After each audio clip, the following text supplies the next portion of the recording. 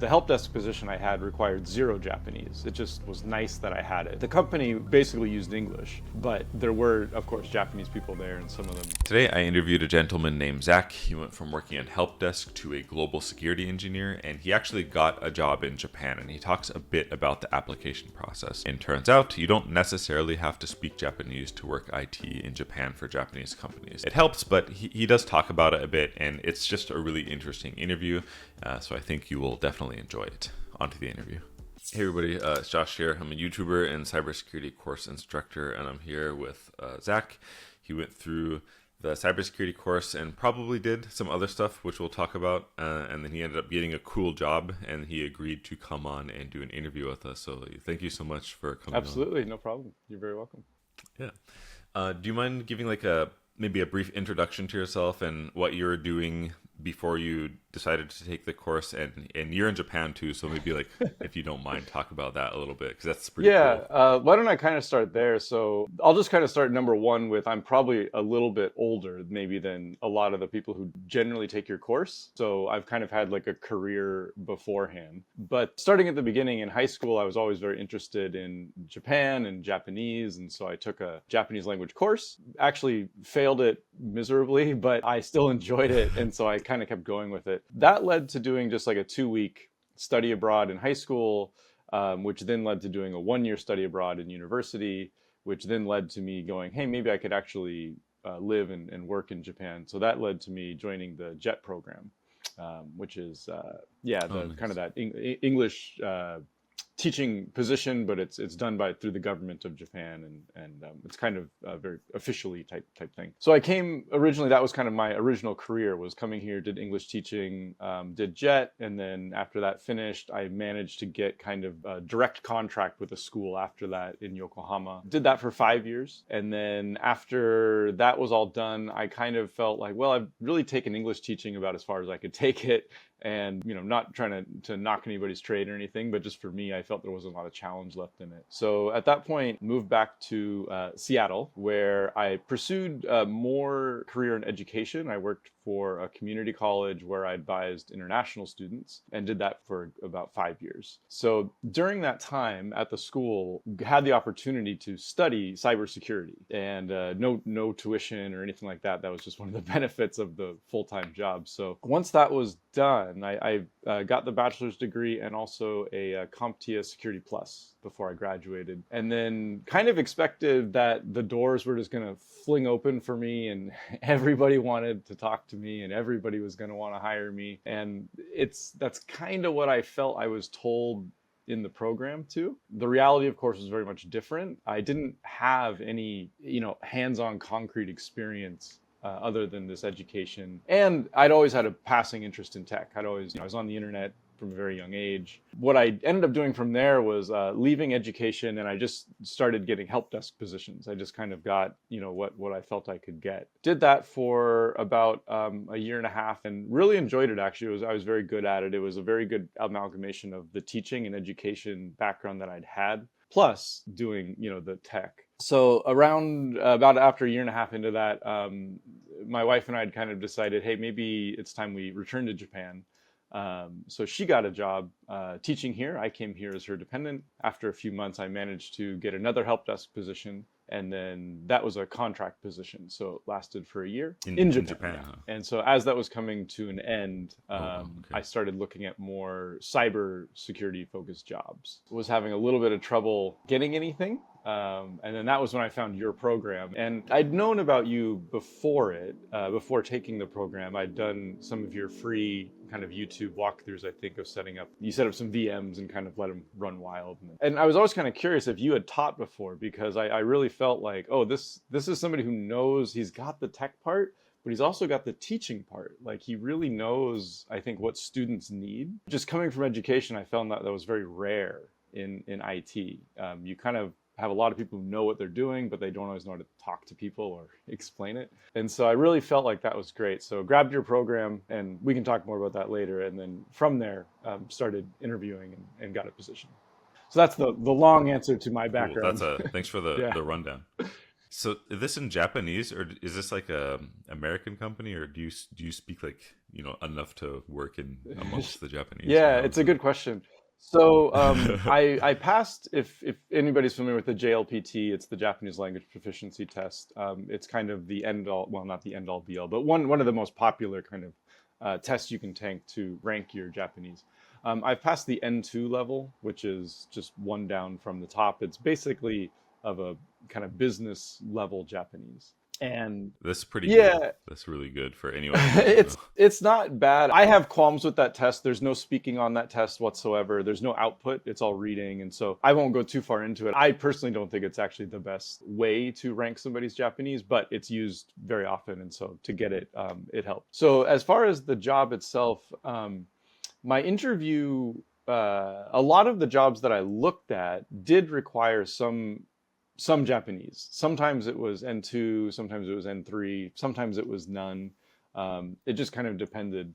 So for my interview, I did have to do, they kind of wanted 50-50 or 70-30. So I can do 70% English, 30% Japanese. So for that specific interview, I did go online and get a Japanese tutor just because there's so much when you get kind of narrowed down into a field like cybersecurity or even like, let's say, medicine or something, you get into a field of vocabulary that you're not going to normally get just studying textbooks or studying for JLPT. So it was nice. I went online and Yes. found a Japanese tutor who also works in IT. And I said, hey, I'm trying to do this interview. I have to give this presentation. Can you help me? Just make sure that I sound Mm. like I know what I'm talking about. Yeah. Oh, that's smart. That's really resourceful. Yeah, it was something I think the older I've gotten, the more I'm open to kind of, joining your program, for example, going out and finding a tutor. It's like I could have just gone online probably and listened to a bunch of YouTube videos in Japanese and these kinds of things, but there was a time crunch there and there's a bit of an efficiency thing. It's like, well, that might take a year for me to get where if I just talk to this Wow. guy, I could be there in a month. Yes. Yeah, that's a smart way to think. That's a good way to go Yeah. about it. And then do you mind sharing like what your job title is, and then if you started already, what's kind of your day to day Yeah, like? so this is an interesting question. I had always personally had this image of cybersecurity and kind of going through the course and even my bachelor's do that. It's kind of very fast paced, and you're maybe I'm in firewalls and Cisco switches and using iOS and all these kinds of things. My job title is a global security engineer. I sit with a team that's it's a Japanese company, so the headquartered here in Japan, and then there's sites across the US. One of my main jobs is to kind of coordinate with those other sites. So it's actually quite a bit of management and a lot of people's skills, talking with people and arranging things, having a lot of meetings. So expecting. Again, I thought it was going to be kind of more, oh, DDoS attack, protect the servers or something kind of, dark room, red lights or something. Yeah. It Yeah. really wasn't a lot of that. So there is, of course, triaging of incidents and these kinds of things, but it's also a lot of trying to get these teams across the company using similar platforms, getting a lot of information if there's incidents in other sites. They want to know, okay, what happened and where was that verified, show me the logs where they determined that happened. It's also a lot of project work as well, so trying to kind of having to go and say, hey, there's a deficiency here, I found this solution, we need to kind of put this together. That is very much just on me. It's not like I'm assigned to do that. It's just kind of like going through Josh's course, going through what I studied, like I think we should have this, shouldn't we? And usually a lot of people kind of look and they go, oh, maybe. Oh, no one knows, or like that's like the reality of things. Like no one really Yeah, like. yeah, I think it's just you think everything's covered until you find, oh, it's not.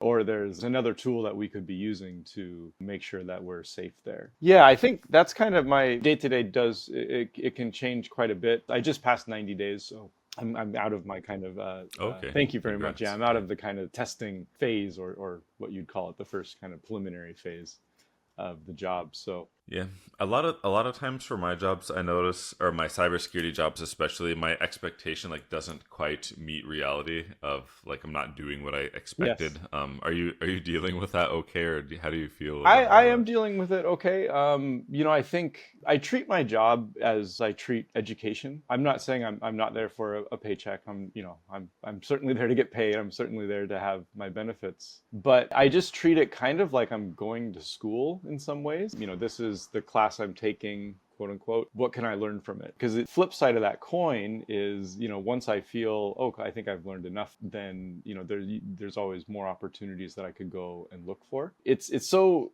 easy to say once you're kind of through the door, but like once you get that first position, I think the other doors unlock so much easier. And I've actually gone out of my way not to update my LinkedIn just because I saw it happen when I got my help desk position. Once I got the help desk position, suddenly everybody was contacting me about help desk positions. And, hey, you come here, do this. We have this, we pay this. And I have a feeling once I do that with cybersecurity, it's gonna do the same thing. So that's a good feeling, but I'm just, it's kind of Yeah. like, okay, hold on, like slow down a little bit. Let's learn what we can learn here, and then we'll see what's available, 2 years or something.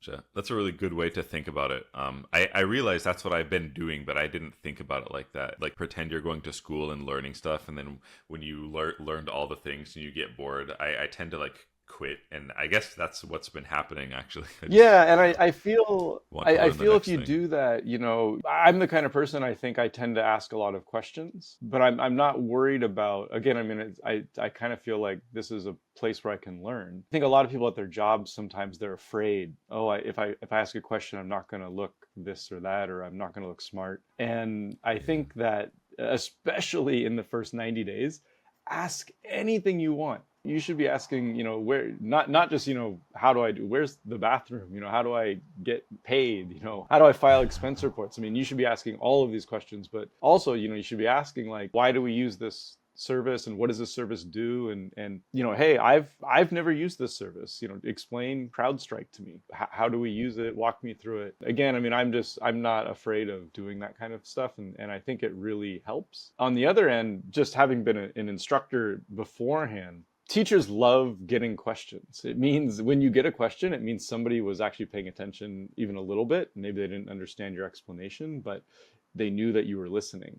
And so even if it's, a question that you think, oh, I should have known this, it was on the job description or something, ask it anyway if you don't know it. Because again, it just shows that you were paying attention. It shows that you're invested. And again, especially in those first 90 days to 6 months, there's no way you would know everything.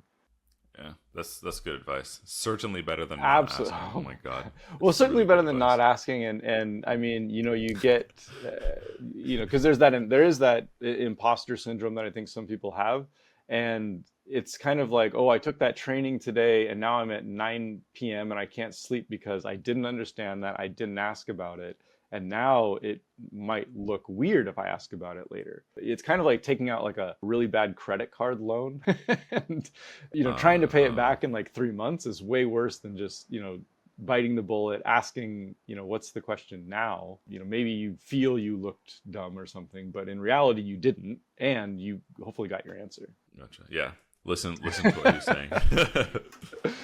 And then, as far as like you finding the job, how was the application process? Like, do you remember how many places you had to apply to, and I guess what platform did you use to actually find it? Because I don't actually know anything about Japanese Yeah, market. yeah, another good question. So, the simple answer to that was LinkedIn and Indeed. And the Oh only wow. reason that I shifted to those are I tend to watch a lot of Japanese TV. I saw advertisements for both. So I thought, well, if they're Oh, advertising to Japanese people this way, then they must be putting Japanese jobs on there. But the other thing to keep in mind is that, even if your Japanese isn't, up, it doesn't have to be N2. The help desk position I had required zero Japanese. It just was nice that I had it because some people did. The company basically used English, but there were, of course, Japanese people there, and some of them preferred to use Japanese. So, but LinkedIn is where I believe I found my position. To your question kind of about how many positions did I apply for, I can't remember exactly. It was actually very interesting because I applied for this position and another position. I think it was at CrowdStrike. They both took a long time to get back to me. I want to say at least 4 weeks. To be honest, I didn't committed myself to applying to like one or two a day. But the job that I eventually ended up getting, I interviewed the first time in October. I then had to give a presentation about 4 weeks later, 5 weeks later in November. I then had two more interviews in December, and the offer came at the end of December to begin in February. I would say plan for 60 to 90 days from kind of initial interview to actually getting it. Okay. Yeah, it was a bit longer. And I mean, a lot of the times I just kind of thought I didn't, fell through the cracks or I didn't get it. The CrowdStrike job especially, I made it to the second interview with that job. Eventually just pulled the position. I don't know what that was. They gave you kind of a homework exam, and maybe I failed it and they were just being nice saying, oh, we're not hiring for this position anymore. One thing I was going to say though is that I'm very much like a very kind of logical person, a very numbers person. It works well being in IT, but in your course during the third part of it, you just show this kind of like, it's just a numbers game. It's like by the time you've applied to like your 300th job, the odds of you getting that job are like 90% or something. It just makes sense. It's not just about like, oh, apply to 300 jobs. It's like, well, as you do that, you're probably going to be getting interviews. And as you're doing those interviews, especially if you're trying, you're going to get better at interviews. The same questions are going to keep coming up. And I failed that, question when I had interview with XYZ company, but now I know what I wanted to say. Write it down, practice it. And the next time that question comes up, you're going to nail it. Again, there's a finite number of questions interviewers are going to ask, especially when you're applying for similar positions. And you're just going to get better at it. You're just kind of sharpening that knife, or trying to think of a blacksmith metaphor about, getting better at something. Yeah. In my opinion, that's all interviewing is for anything, whether it's in IT or something else. The nice thing about IT is that there's a lot of places to go and apply and kind of get an interview, and you failed it, but you still got better. There's a lot of other industries like education where this position comes up once a year. And so you can't, it's like you get one shot at it that year, and, hey, write down if you didn't get it and do the same thing, but there may not be another opportunity to apply for it for 6 months. And so that is one of the great things about IT is that, or especially right now, there's always going to be a place that you can go and kind of knock on the door and I didn't get it, but I learned something. Yeah. And I want to emphasize one of the things that you said, if you try. Because if you put energy, adequate energy into your resume, and then you actually try to do good at interviewing, that could be the difference between 1 month and 6 months, or 50 applications and 500 applications, the amount of effort that you do. So it's really important that you mention that. I don't know. I've always kind of said you could go to Harvard and graduate with a 4.0 and, be the best student ever. And you might get interviews putting that on a resume. But if you go to that interview and just literally sit there, and they try to talk to you and you just literally say nothing, it doesn't matter. You won't get the job. But the point is that you have to put a little bit of effort into it. It's only about getting, one job. Once you get that one job, the next time, it comes around to start, interviewing, or if you're looking for a new position, it's probably going to be a lot easier. Yes. 100% agree. And then you don't have to answer this because actually I don't know about the Japanese market, but are you allowed to talk about your salary, the ballpark of it, or if they gave you a range on the public job description or anything like this? I don't remember if they gave me a range when I was applying for the position, and in true Japanese fashion, the salary came up. In the second interview wasn't exactly an interview, it was kind of an information session. And so they did kind of go through it. And so I had an idea, but it was no kind of offer or anything like that. So that's crazy. The only reason I won't give a number, for two reasons. Number one is I want people to come to Japan. I want people to come here and work in IT. We need it. We really, Japanese companies need global talent, but the yen is so weak right now that I feel, even if I told you I make, the 20 million yen or something a year, which would be, kind of the equivalent of if you made like $200,000 a year. You'd actually be making, I think, closer to like almost half of that just because of the weekend. Oh So yeah. I'll phrase it like this. I know a lot of people here who used to teach English who want to get out of it. I make magnitudes more than I made teaching English. Okay. Okay. Usually that's kind of the yardstick I feel things are measured against is, what's the English teaching job in, in your city? What does that pay? And then people kind of, oh, I'm more or less than that. Gotcha. I work at a ramen shop, so it's less than that. Maybe work for the city, so it's more than that. Anyway, it's Oh, gotcha. definitely much more than what I made at English teaching, even at my private contract position, which was very good for English teaching. And I receive annual bonuses. I'm a full-time employee, so I can buy into the stock options. There's a lot of other kind of fringe benefits. I get paid overtime, and it's kind of a trajectory, right? It's like this is where I'm just starting at. From here, it's only going to go up. That's good. Yeah, hopefully that entices people to at least come and check it out. Yeah, no, that's good. I was worried because like I know Japan is kind of weird, and they have like this thing where they have like their new grad salary, and like everyone just like making the same amount, and it's regardless of what you're doing. But it doesn't sound like that's the case. It sounds like you're like making like an okay, like Certainly. I mean, I'm not trying to brag or anything, but like my wife and I, we just bought a condo in Japan, and we've only been here for a year and a half or so. We did Oh, live here nice. before previously for about 8 years, but that visa was all, that's all done, and they don't count that when looking at it. We were still able to get a loan. We were still able to do all of these kinds of things. And a big part of it was because I work for a Japanese company. I'm what they call seishain, which means like I'm not on a contract. I am a full-time employee, get the benefits. And so that was a big reason. So certainly it's certainly enough to live on. It's certainly enough that we can play and still go travel and all of these kinds of things, even with the weekend. So definitely, nobody's nobody's starving in my house. Okay. So. Cool. Okay, that's good to hear. That's so good. Yeah. Cool. Yeah. The other thing I would add on top of that, though, is that if, again, it is kind of a trajectory. And if you do look for the more international companies, I mean, Microsoft is here, Amazon is here, Starbucks is here. I'm not saying that the companies aren't run in more of a Japanese way, but they may pay a higher salary. They may pay a more kind of Western comparative to like what you might make in Seattle or something. Gotcha. That's good to know. I didn't know that actually, so that's cool. Yeah. It's kind of, you've got to have the experience first. I think that's, you're kind of, that's level, if you're thinking video games, that's level 8 or 9 maybe, and you got to go through level 1 through 8 first. Gotcha. Yeah. Cool. So for people, I guess, well, okay, I'll ask this one first. So like people watching Okay. who are either in the course or they're considering to take it, what's like something that really helped you that you would like recommend them to pay attention to or care about? Yeah, and so I felt this was also I was coming to the course in a little bit of a different position than some people. I had a bachelor's degree, I had CompTIA Security Plus, I had experience in help desk positions and in IT, and so a lot of times your course is targeted, and for good reason. I'm not trying to say don't go to it if you're a beginner. Yeah. But what your course did for me mainly, number one, is that it really reminded me like, okay, I know this stuff.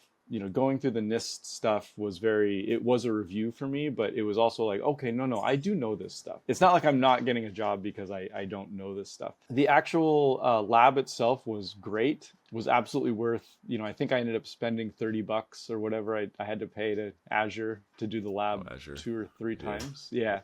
Nice. It was great. Yeah, I definitely went through it a couple of times. And then really getting to the last part, when it talked about jobs, when it talked about applications, again, talking about just the odds of, getting a job, you just got to keep going.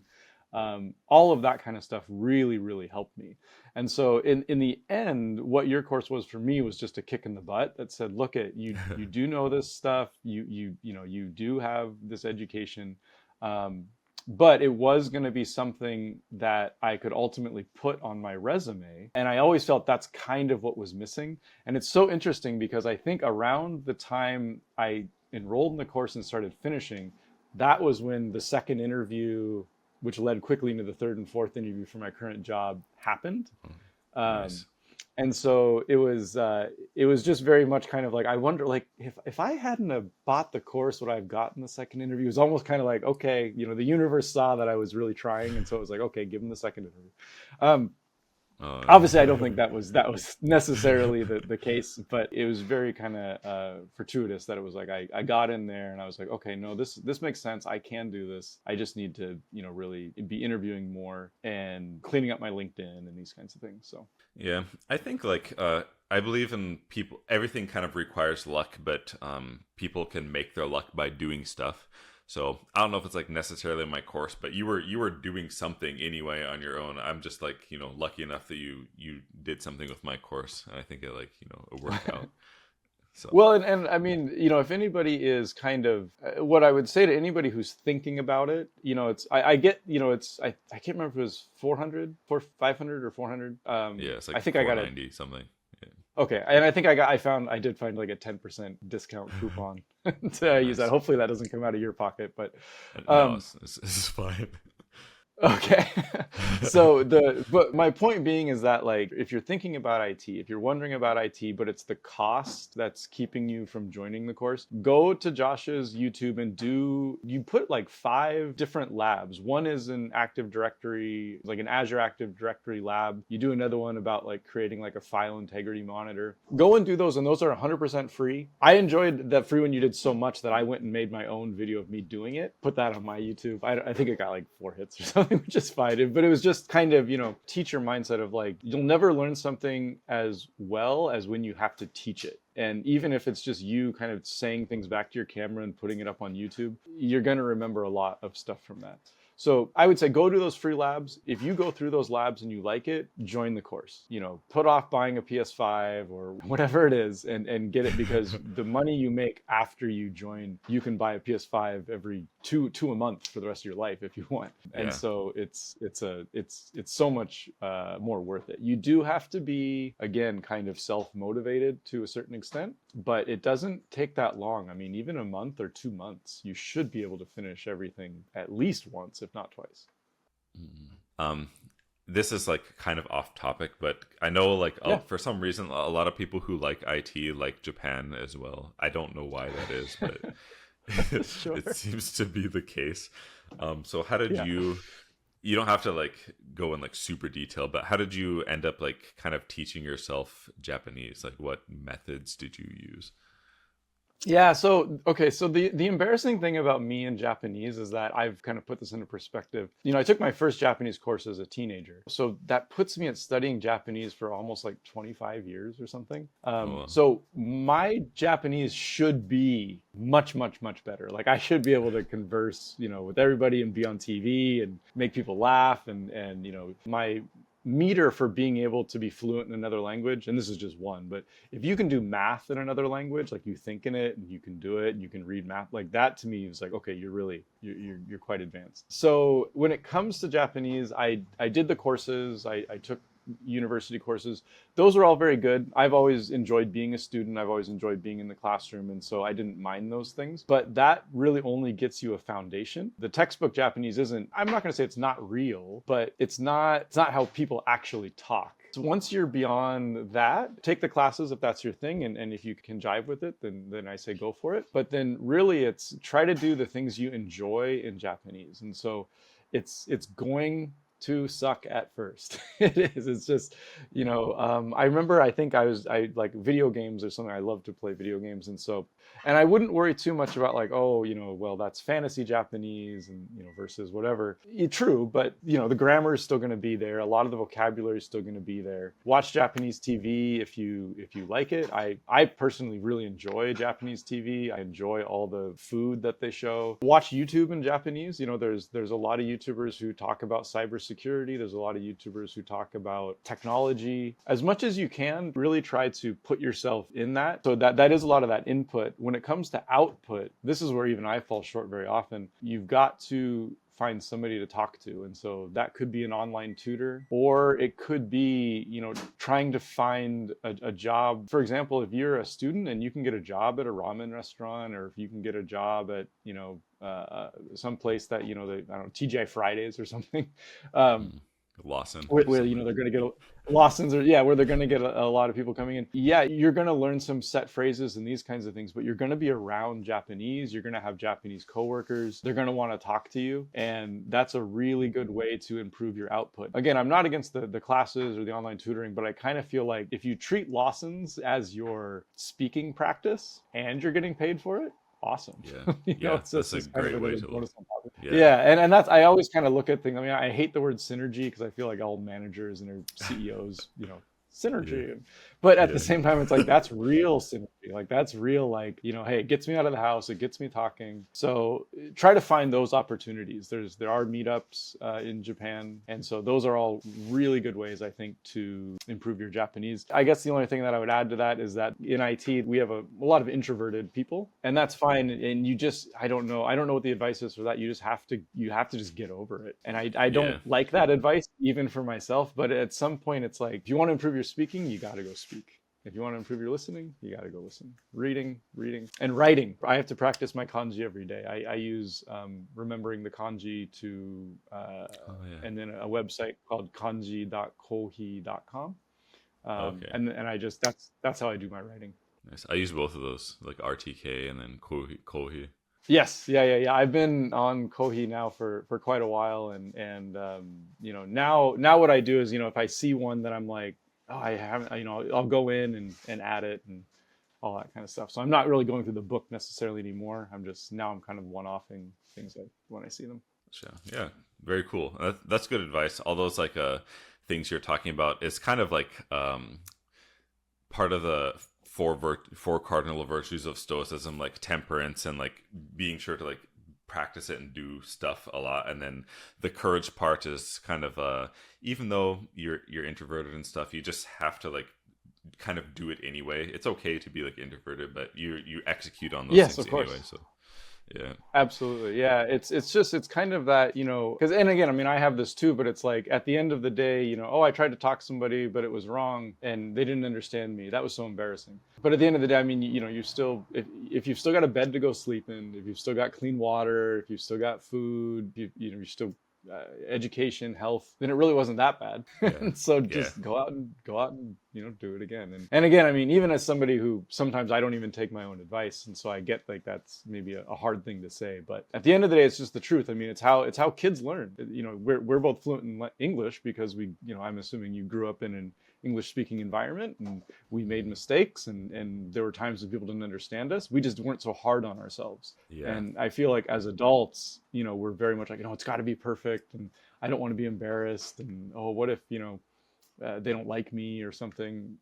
But it's you kind of got to turn that off and go back to being a kid and go, it doesn't matter if they don't, you know, it's really it's their loss that now they don't get to know me. And so having some of that self-confidence to know that like, you know, you're worth talking to and worth learning about. So yeah, for sure. And then this is kind of like final question, and it's not necessarily yeah. related to the course, but as somebody who's done a lot of stuff and you ended up kind of getting into help desk and then getting a nice security job, do you have any advice for anyone who's listening that you think might help them? Oh man. Well, number one, I would just say is that if you've ever had a passing interest in the internet, like, you know, I was always kind of okay with computers. If you've ever had that passing interest, but you find that you just never decided to take it up as a job, I really encourage you to do that. When I went to university initially, I studied international business, thinking that like, oh, tech is a hobby of mine. I can't do that as a job, which is of course completely absurd. I wish I had, Yeah, you know, I wish I could go back and tell myself, dude, go study networking, go study, because had I done that, you know, I'd have 20 years of experience now. yeah, If you're one of those people who's just kind of as a passing interest, go try it. You know, maybe take Josh's course. That's an easy way to get in and see if you like it. I haven't taken any of WGU's, you know, online university courses, but I hear they're very good. And that can be another way where you're not necessarily breaking the bank to get some experience in. But just go try it and see if you like it, because we need people, and it's going to be great job security. You know, I always say, you know, the internet's not going anywhere, and yeah, yeah, you know, hackers and attackers aren't going anywhere, and even with AI on its way, you know, the day to day for a lot of people in IT is not going to change. You're going to be able to get a lot more done, but we're still going to need people. So my biggest piece of advice would just be, if you're interested in it at all, go check it out. If you're in Japan and you're looking for a career change, you're looking for something else to do, then absolutely, I would highly recommend either one. You can do what I did, which was just pack it up, move back home, go back to school, get some experience, and come back. That is one way to do it. Or again, take an online course, try to get into it. You don't. What I would say is, you don't have to go all the way. As I said, I mean, I got a bachelor's degree, but I was in a bit of a unique position. I didn't have to pay the tuition or anything. So if I did, I probably wouldn't have gone more than an AA before going and looking at jobs, because that's where your education starts, is once you've got the position. And that is what interviewers are going to ask you about. I was never asked one time about, what did you do in IT 120, Linux studies or something. All they asked me was, do you know Linux? Mm-hmm. Yes. Okay, well, I need more to talk about there. And so going out and getting some real experience, I think is honestly the best thing. And that can be your course, that can be maybe doing an education, or just trying to get, one of those help desk position jobs and starting there. Cool. Yeah, thanks so much. I think that's a good advice.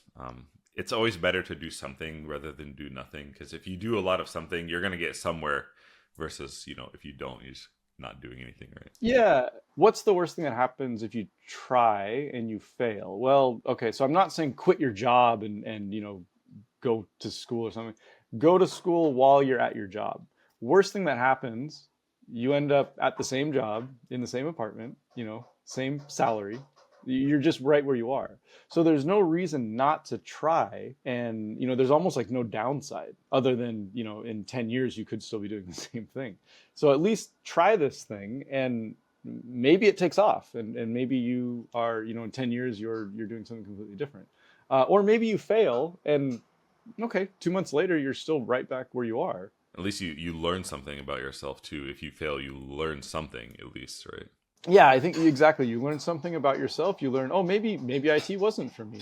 Something else could be for you. For me, I mean, becoming complacent and becoming bored, for me, it's a place that I don't like to stay in. And I know that that's not always true. Some people are very, very happy to be in that, kind of risk-free zone in some respects. I personally kind of always like a little bit of risk, but I think you're not really taking a risk. I mean, again, as long as you don't go into work and flip your boss the bird. I'm not saying to do that. I'm saying go take a class while you're working and see what happens. Or, I took that class and I do really like it. Actually, I think this could be something. Okay, now let's go. And then, after 6 months, maybe now, you are ready to start interviewing for other stuff and make some changes. So. Cool. Well, thanks. That's really great. I really appreciate it. This is a really good interview. I think it's going to help a lot of people. So thank you so much for agreeing and coming on and everything. Absolutely. Yeah, you're very, very welcome, Josh. And really, honestly, thanks to you too. I think what you have been doing for years, 10 years or something, longer? I don't know. YouTube is like maybe four years or something like this. Oh, okay. I thought I found an article, because there was an article about in Seattle Times or something where you went to high school, WGU, and then I think immediately started making some money. And they wrote an article about it, and I read it. So I was like, oh, this guy is... Oh, really? Yeah, I don't know. I was like, this guy's pretty legit. And so just thank you, because again, I feel have really brought kind of the world of cybersecurity and your experience, but you also, again, can teach, whether that's just kind of the person that you are, or whether you used to talk before, I don't know, but you definitely, you're very good at imparting that knowledge to people, especially through a difficult medium like YouTube, where people can turn you off or pause you, or but that also can be good. I can watch you again when I didn't understand it, but I guess the point is that I want to watch you, because I feel like I do learn things from you, and so thank you as well. You're doing a great service to many people. Thank you. I appreciate you saying that. We got to go and have coffee or lunch somewhere when next time you're in Kansai. Yeah, absolutely. And I think the next time I'll be through there will probably be in the summer. So I'll definitely reach out to you and yeah, we'll meet up. Okay, yeah, I'll look forward to it. Cool, man. Awesome. All right, thank you.